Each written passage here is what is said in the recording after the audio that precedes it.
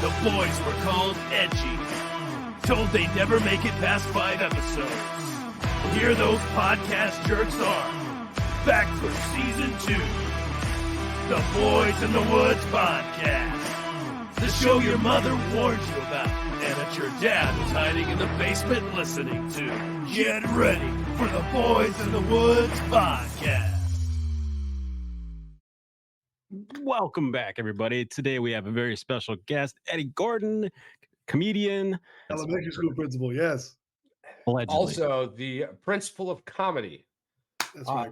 Was the name given to you by a Valley Jesus? Yes.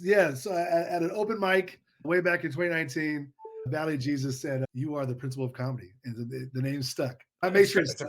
It's a fantastic name. It's a fantastic. In the Army, I got stuck with the Canuck. I was from the UP, and I said A way too much. It took about 12 minutes, and I was the Canuck almost the rest of my life.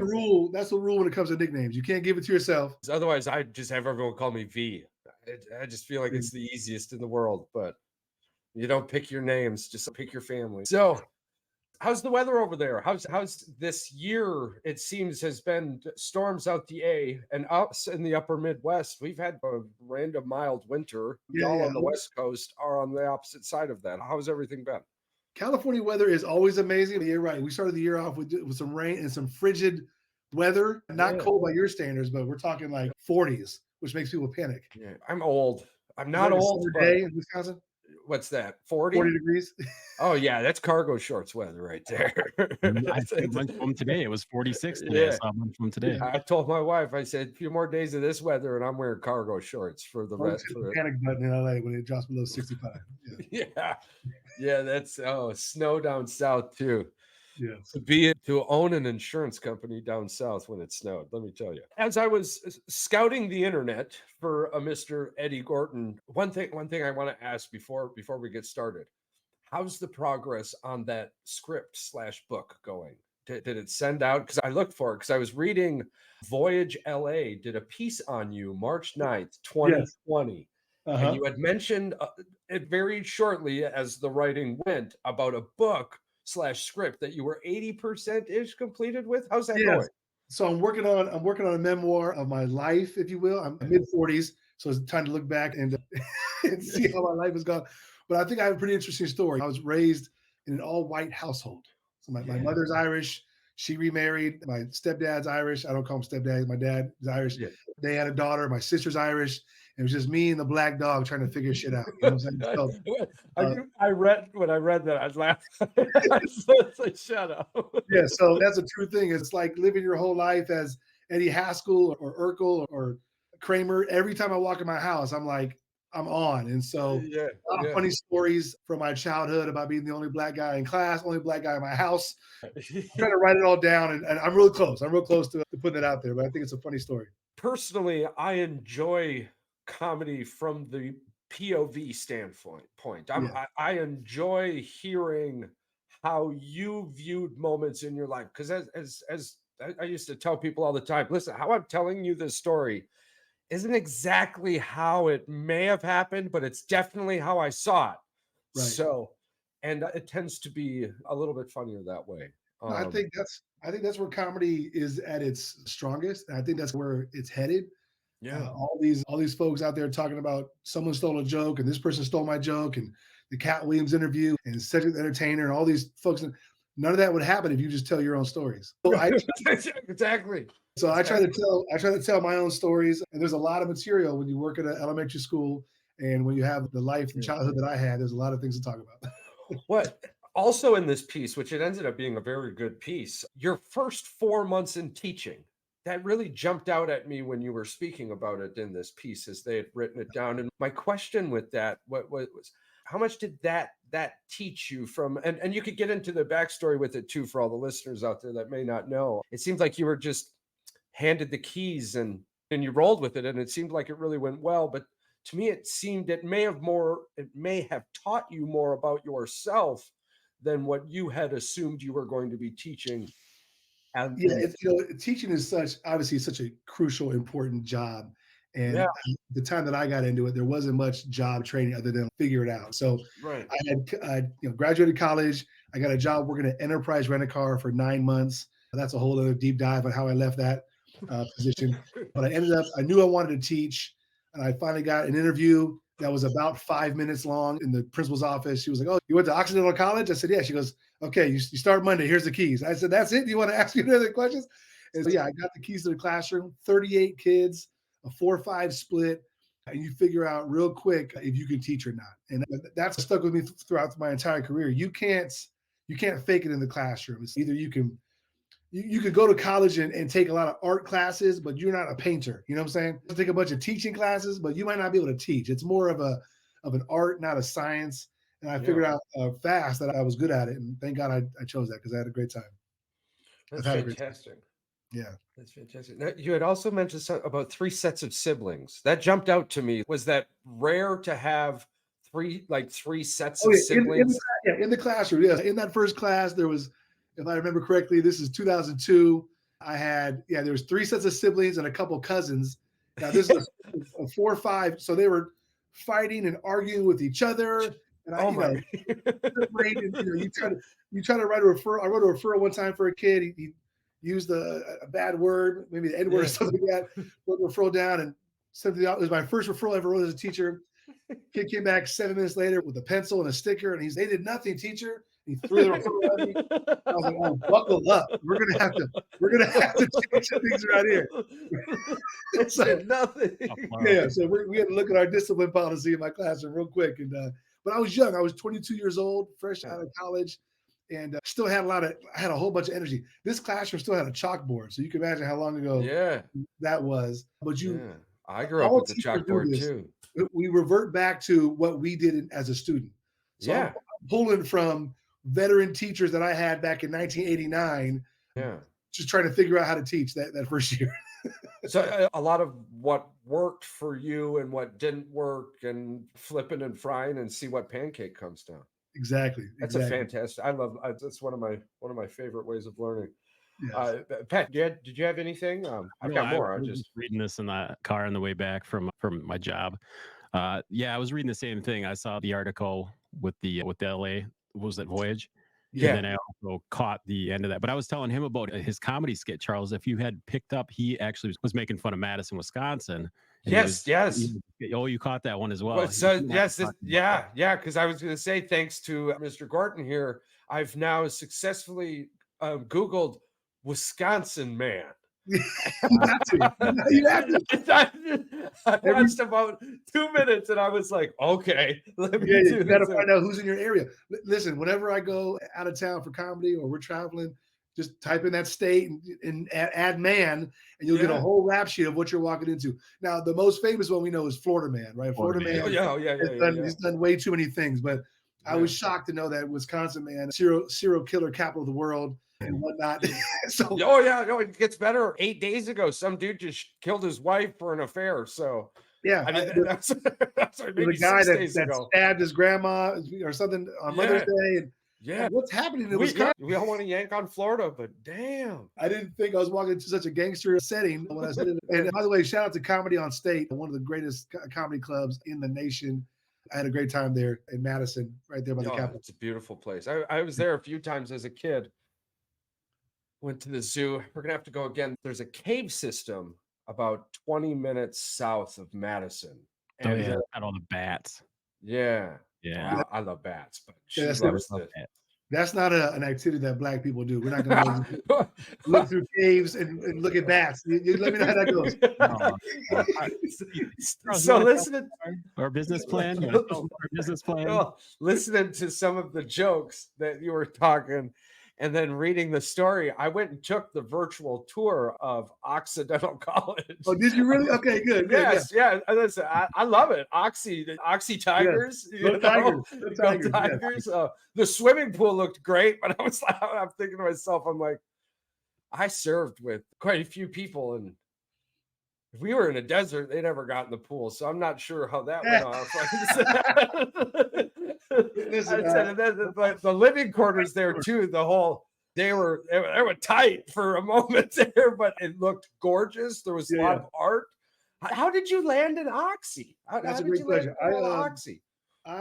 I thought I was quite the football player coming out of high school. I was a blue chip. 1% of their students are athletes currently. Yeah, no, they have a great Yeah, athletic program. yeah. But I didn't get any D. I got very few D1 offers, and then there was some coaching changes. So I was sitting literally in my bedroom senior year, like I don't have a place to go. I'm gonna go walk on at San Jose State or do something to play football. And I got a phone call from Occidental College, Coach Marcus Garrett, and he's like, "You want to come play football in LA?" And I'm like, "Where are you at again? Like, where's Occidental College?" And I went down to the visit, and I loved it. And I played football for 1 year, and then I realized I need to graduate because school was expensive. And so I ran track for a couple of years, and that's what got me down there was to play football and run some track. They've got a beautiful history of track and field over there, great athletic facility. But once you get past that, the college is amazing. I'm still really connected to that through the Alumni Association. I just recently was awarded in 2022 a Community Service Award for alumni. Oh, congratulations. As elementary school principal and all the things we did during coming out of the pandemic. Big shout out to Occidental College. Great people over there. Yes. So when he said that it was in LA, he should have just said the other school that's in LA. Yeah. yeah, there's 20 colleges down there. They had a fantastic virtual tour. Yeah, I'm sure. And only once was I interrupted with, "Hey, why are you here? Are you looking for more information?" No, actually, yeah, I've been down many rabbit holes, including one that led me to USA-231, which is a reconnaissance satellite we launched in 2011. Yeah, with the photograph optic lens, and the acronym for it was my last name. That is a deep dive. Yeah, it was crazy. And apparently Wikipedia is no longer wikipedia.com. It's now wikipedia.org. Oh, licensing issues. Yeah. Well, they're always asking for money, right? They're always donate $5. Yeah. Well, actually, now they're asking for photos of my culture and for me to send them. And if I win, I something. There's like some kind of parade or something. I don't know. Hey, man, listen, you could just Google Earth that shit. There are times that I am lost in the sauce, and I'm like, you know what? I want to go walk down a street somewhere random in Italy, and you just Google Earth it. And you're like, hey, everybody, check out the old neighborhood, see, all the places you used to go to. Yeah, I've done that before. Google it. That's fun. I constantly Google myself. It's fantastic. It makes no sense. Probably don't want to do that too much. You never know. Look at the clicks up. See, you got to Google yourself every now and then. Yeah, that's what I'm saying. You've done absolutely well because I like to utilize Bing and Google are the same thing. The thing that I like with Bing is that it has this give with Bing. So it utilizes your searches and then it generates some kind of Bitcoin type scenario. Oh, nice. And you can then donate your search points to either some type of cause or for points or for Xboxes or stuff like that because it's ran through Microsoft. So I just donate the shit to St. Jude's. It ends up being like $9 a year or something, but it's $9 a year. And if I'm St. Jude's is a great cause. I love St. Jude's, man. Yeah. Danny Thomas, the whole story there is just what they've done and where they've taken childhood leukemia from when it started to where it's at. I think it was like a 6% survival rate. And today I want to say it's like 97, 98%. It's just we got to take care of the kids, man. I think that's something that we in this country could prioritize a little bit more. Taking care of the kids. Yeah, absolutely. So when I went to Bing, of course, and this is how it led me to USA-231. But I was like, hey, Bing, who the hell is Eddie Gorton? Yes. And this is word for word from Bing's AI. So Microsoft-powered AI. Oh, no, Eddie Gorton is a stand-up comedian and educator based in Los Angeles. He is also known as the principal of comedy. Nice. Gorton has performed stand-up comedy in various venues and events, including the stand-up morning routine. He is an alumni SEAL recipient of Occidental College. That's right. Gorton is scheduled to perform at the True Story event in January 2024.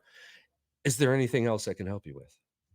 Oh, there we go, Bing. I like that. So now Bing obviously takes what it finds on the internet, the AI and everything. So you've done very well marketing yourself. I congratulate you with that. You are on a wonderful path. And everything I found about you so far online has been stupid positive, and Oh, yes. stupid in a good word because I didn't want to use hell. That that tracks. Yeah. Well, I got to stay positive. I'm an elementary school principal in a great little neighborhood, and I don't want to put anything out there that's not positive in that regard, because Yeah. at the end of the day, I'm a role model to my own kids and to about 800 kids every single day. So I got to keep it real with that. But I also like to have a lot of fun. But I'm glad Bing is Yeah. keeping me in a positive realm and not maybe like a And Words, literally. yeah, hell, if fine I line, boys. I walk a fine line. especially on the internet. No, something that I love. I'm a huge family man. I know Patrick is as well. And Yeah. in almost every situation I found you in via the internet, you had mentioned some sort of your family. You're obviously a very big family guy. Yeah. Time is something that you were figuring out how to mold in your favor back in 2020. Right. How has that path continued moving forward? Just trying to schedule all my things. Time Yeah. there's not enough time. I have an amazing wife, and she's home right now with the kids. That really my partner in crime with that stuff. When I have a gig or a show or an educational event or work related, she's taking care of the family. So that really helps out with a lot of time. But I really try to compartmentalize my things. During winter break, I take time off and I'm not doing shows. I'm with the family. So when there's time to dial into family, really go all in. Yeah. Put my phone away when I can and just be with my two sons and my wife. And so that really is discipline when it comes down to it. This is time for comedy. And be all about that. This is time to be a great principal at a great school. There's time for that. And then shut that off and be over here with the third thing. So you've got to be disciplined with it. But I couldn't do it without my wife. Whenever I have a show, the boys good night, and I go hit the road or go hit the comedy club, and she's there taking care of them. So Well, in a few moons, you'll be able to bring your roadies with you as time moves forward. My oldest son is very. We roadies, you mean my kids, right? Yeah. Yeah, of course. Family show. Family show. Yeah, absolutely. Yeah, no, my older son is really into comedy. We watch what we can when we can. Yeah. Stand up, and so he can't wait to come to a show and see me perform, or just take him to a show and see a bigger headliner. So yeah, they'll be joining me soon. That's so fantastic to hear. Charles, in your Google search, did you happen to find any of his role models for starting comedy? No, I did not. I did not find that either. No, so if you could, what were some of your biggest comedy influences? Yeah, let me take you back to the mid early '80s when I found my father's audio cassette tape of Eddie Murphy Delirious. Oh my God. Way too young to be listening to that. But whenever they left the house, back in the '80s, kids would be left in the house all the time, right? Okay, we're going to the store. Don't break anything. And pop that tape in and just laugh and rewind it and laugh again. So Eddie Murphy, I was a huge fan of that. That was an '80s thing. As I got older, going through college, Cat Williams really just had me dying in the early 2000s. Obviously, Chappelle is the GOAT. And but now you're watching like TED Talks with him, right? It's just he's giving out informational sessions, which is great. He's a great speaker, so you want to just watch him talk when you can. But yes, I'm really glad things have gone much better for him. The spank that happened to him in the last few years with him and his money, that's a crazy business. Yeah, with Netflix, crazy world. Crazy. Yeah. The advocacy that he's doing to allow people to be funny. Yeah, we gotta. If we can't protect comedy, we can't save the stage in the way that he's been advocating for. It's okay to get up, and it's okay to get up and quietly leave if it's not for you. Like it's absolutely okay to just shut the hell up. And, these are options you have also. Turn the channel, but also you don't want to punch down on people. You want to punch up. You want to know your role and where you are in the space. And there's a lot of funny out there. But we have to also recognize that a lot of that funny comes from pain, right? All the stories that I have aren't really funny stories. They were painful at the moment, or they were hard at the moment. But then you find the joke in them, and then people go, "Oh my God, that's hysterical." It's not exactly how it happened, but it's how I saw it in the end. Exactly. I love what you said. Yeah, 100%. Yeah, that's fantastic. I love those. I'm so glad you mentioned Eddie Murphy Delirious. I remember seeing that, and my uncle had this camper on the side of his house with just a big screen TV in it, shag carpet everywhere. I remember sitting down and I think I've seen it start to finish 1 or 2 times, but I'll never forget the joke he said. He goes, "I get all pissed off because people go around and try and tell my jokes and they get it all effed up. So I'm going to give you one that's super easy and you'll never forget it." And he goes, "A bear and a rabbit shitting in the woods." And the bear turns to the rabbit and goes, "Hey, you got a problem with shit sticking to your fur?" And the rabbit goes, "No, I don't think so." And the bear grabs the rabbit and wipes his ass. I swear I've told jokes my whole life, and I may have told that joke the absolute most. It was just That's a him in great that joke. red leather suit, man. That sounds like early. Yeah, that's early Eddie Murphy that sounds like a young Yeah. 17-year-old Eddie Murphy Oh, joke. yeah, that's way before, what was it? Big Raw, Daddy. Delirious, all that stuff. Right? Yeah. Oh, I loved it. Yeah. Oh my God. Those were some good ass comics. Those are some good role models also. He never lost it though. I think what he told back in the day probably still pertains now to everything that's going on in the Well, world. I mean, you could take anything that he said back then and just put it into today's context, and it probably matches pretty well with what's going on. I was But told a lot earlier, it's not what I'm saying, it's how I'm saying. And Yeah. with comedy, and as time is going on, it's not so much what you're saying, or it's more, as you were, situational awareness, how Yeah. you're saying it and where you're saying it. Absolutely.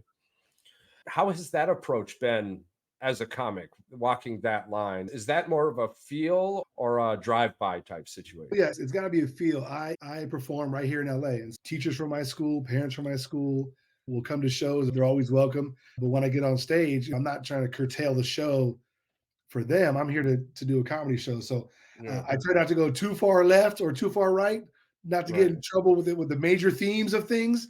Yeah. I give them the show that they showed up for. At least I Right. try to. And And so that's inside your 10,000 hours quote. I love that. I've heard it a few times and it's gorgeous. To be perfect at something, you must perform 10,000 hours of it. 10,000 hours, dude. And I think that's Malcolm Gladwell said that. And I think when I was mentioning that, it takes about 9.5 years to become an expert at teaching. That's Yeah. you get that in about the 9.5 mark. But imagine to all those years before that, you're just trying to figure it out. You're just I just All need those to get classrooms are just like test my dummies. yeah, and well, and my actually I come from a family of teachers. My grandma was a English teacher. My sister now, she teaches one of those really young ones. She's laughing all the time. she's a little kid teacher. She Yeah. teaches Yeah. Yeah, preschool or something, right? Yeah. Yeah, kindergarten, where they preschool, still very eat glue fun. and cut their sweatpants with scissors. Yeah. There we go. That's kindergarten. Kindergarten there. We love our kindergartners. Yeah. Yeah, absolutely. Yeah. No, that's so fantastic. Now, when you were back in Oxy, I know we've been jumping back and forth, and Sure. No worries. but my conversations work in my mind just as they do outside, or ADHD like. Yes. A radio station, something about a radio station. What started that journey, and it ended very well? Is it still going today? Yeah, so that radio station called K-Oxy, which obviously makes it Koxy, was Yeah. founded right there my senior year. A buddy of mine, we secured the space for the radios, bought the parts, talked to the college, got it all up and running, created an infrastructure for what is now a budding student-run radio station where Nice. That's awesome. current students can sign up to have their own show and talk about whatever they want to talk about on the radio. But that didn't exist in that format when we were there, but it was like our senior kind of as we were leaving, let's create this. I never even got to benefit from being behind the mic of it, but it Right. was like those spring senior projects where like, let's just do this for the future students of Oxy. Yeah. I'm proud of that. Yeah. It seems the more we dig into you as a person, as a human, you've been either conscious or subconsciously attempting to leave the place better than it was when you got here. That's my Right? thing. I mean, bro. Yeah. I try to do that every day. I try to go to sleep thinking the day was better because I was in it, and tomorrow is going to be better than it was. And I hope to leave this place better than it was when I got here. And 100%. I get that. I get that from my mom. That's something we talked about when I was a kid. Maybe it's even growing up in church, but you've that's got to be your mantra whenever you walk into a spot, and that's your reputation. How you enter a place is just as important as how you leave a place. And I definitely I'm really into legacy, right? So like Yes. when I'm gone, what are they going to say about Yeah. what kind of story are they going to tell about Eddie Gorton when I leave the room, when I leave the place, when I leave the earth? What are they going to say about Eddie Gorton? So yeah, I don't mind me doing a little bit of work that I'm not going to see any benefit from, But now Right. I know 20 plus years later, these kids are still on the radio at Oxy. That makes me feel damn good. Yeah. And that's what teaching is about too, right? You're planting seeds every Yeah. single day you're in the classroom teaching. And then as a principal, it's a larger scale. I'm impacting instruction. I'm talking to students. I've got a great staff of teachers. And so all of that is legacy. All those kids' journeys start right there at my school. And I hope they look back and say they had a great damn time at the elementary school I'm at. Yeah. What would you say has been the biggest change in teaching during your career? Oof, it's a loaded question. We really try to focus on the things we can control, not things we Yeah. can't control. So Yes. that takes parenting out of the equation for most Right. educational jobs. We can't control that. So we want to take care of what we can in the building. But Right. Which is I would always adapting. I would say the way folks are parenting has changed over the years. That's no one's fault, but the way Right. society works. And so Yeah. I've Yeah. seen the way kids behave and kids react and the type of response we can give when kids make mistakes. That Yeah. has changed drastically over the last 20 years. Yeah. Where this is not at my school per se, but just in Of general, course. the phone call home from the teacher used to mean a whole lot more than it does now. I think that Oh, that is yeah. I would think about, because I was the class clown. You had I mean, nightmares about that when you get a phone call from your oh my teacher. God. right. Yeah, but now it's like When you left that class, they're like, "Yeah, I'm calling your parents." And I'm like, I thought about that the rest of the day. You didn't want to right, go Walk home. You home. didn't want to go home. I was You didn't want to crying halfway through, but had to wipe the tears because I couldn't be a sissy. I don't know. right. Then now kids here, call them. Here's the phone. Yeah. Yeah. Oh, What number? and it's not to get too deep in this, but it's really Yeah. it's a fear-based model, right? So Mhm. we've had to change too. You can't teach from you better do what I say or you're gonna get in trouble because once the kid's not Right. afraid of that, then you've lost them already. So teaching perspective, teaching from love and respect and community has to be Yeah. part of that because you're not gonna be able to keep driving this, you better do what I say or you'll get detention, you'll get suspended. All that stuff's Yeah. for the birds now. You gotta really bring the love, the peace, and the community, and get the kids to buy in intrinsically, want to be there and do well, because the other stuff is just fear based. It doesn't work. Being able to hear and speak, it's almost like this magic trick that seems to be fading away. But there are many teachers, many instructors that still continue to do that. And y'all adapt every day, every week to continue to attempt to get to the student in a way that allows that student to grow in its greatest environment. It's fantastic to see. I love teachers, man. That's the task, man. That's the task. Every kid walks in the classroom with some armor or some baggage. And Yeah. this, I'm not trying to butcher this Brene Brown quote, but our Right. job is to create that safe space where they can leave that at the door and just come in and Yeah. be a kid. And I love doing that, man. That just goes back to Yeah. that legacy piece. I hope all my students, whether I was their principal or their teacher, look back and be like, damn, we had a great time. And, Yeah. and that was a cool place to be at. Yeah. Yeah, I made many teachers probably rethink their career options, and I can't tell you how grateful I am that for one they didn't, and two they continued to be who they were. Yeah. I still like the tiny things. It's funny. I remember Miss Burns. She made this game about hell. I don't even know what helping verbs I think they are, but Sure. am, is, are, was, were, has, have, had, can, could, shall, should, will, would, do, did, does, may, might, must. And I learned it in like 4 minutes, and I was like, hell yeah, I won. And this is like 6th grade, man. I'm talking 20-some years ago. You're still like, I won that game. I've gone to war and everything, right? I'm like, hell yeah, what, you need some helping verbs? I got you.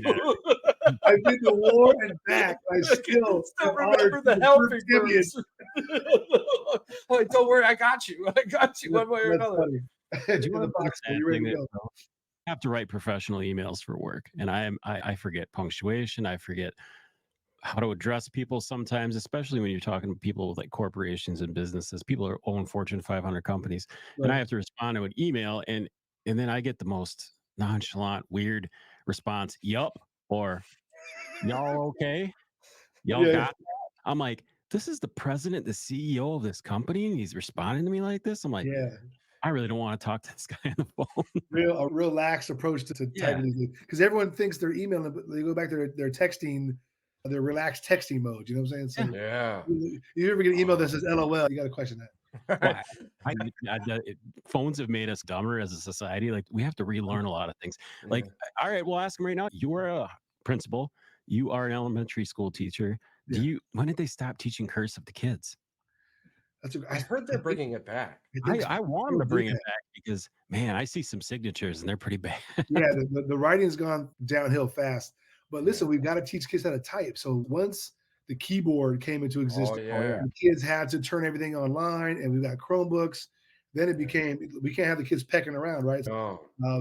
I look like I grew up in the hybrid stage where it was cursive and keyboard, and I pecked the shit out of the But now, with AI and kids just grabbing essays off the internet, they're going back to kids saying, no, you got to write that right here in class with a pencil. And the kids are like, oh, that's awesome. I love that. Yeah. So hopefully that's why cursive is coming back. But you can't lose that stuff, man. You got to be able to teach that. And it'll be code sooner rather than later. It kind of probably already is. How many people can even read it anymore? You can't really read my signature, but that mine used to be gorgeous. I remember day one in MEPS. I remember sitting there and I get handed my first piece of paper to sign, and it's just elegantly gorgeous. I never had good handwriting. I'm still bad at handwriting. My signature is a work of art, but my regular chicken scratch is tough. Yeah.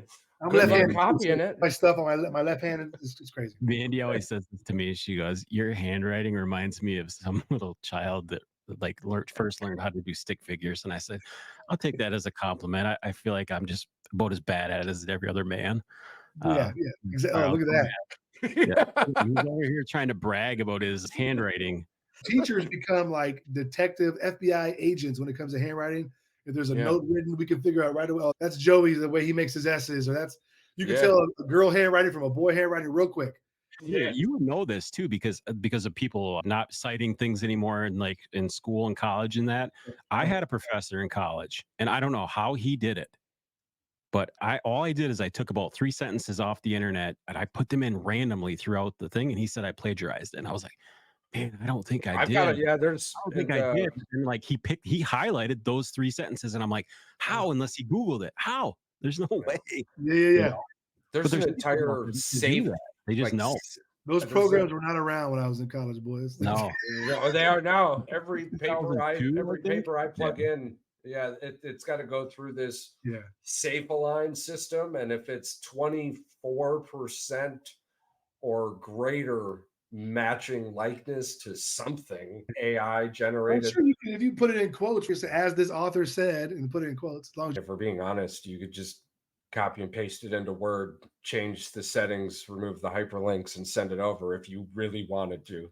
If you wanted to, yeah. But what are you learning then? That's the thing with me, right? Okay, so you're at college and you're faking your ass way through it, and then you get your degree and you go to your job and you're like, you don't know shit, right? Exactly. No, but that's what's wrong in this country. With you heard about this professor in Princeton. This happened maybe a year or two ago. Yeah, he had been teaching the class for 30 years, never changed the assignments. It's always the same thing, but every year the kids were getting dumber and dumber to the point that a couple years ago where kids were failing, and he had the rigor, the difficulty of the class hadn't changed. The kids have gotten less smart, and they got him fired for being too tough.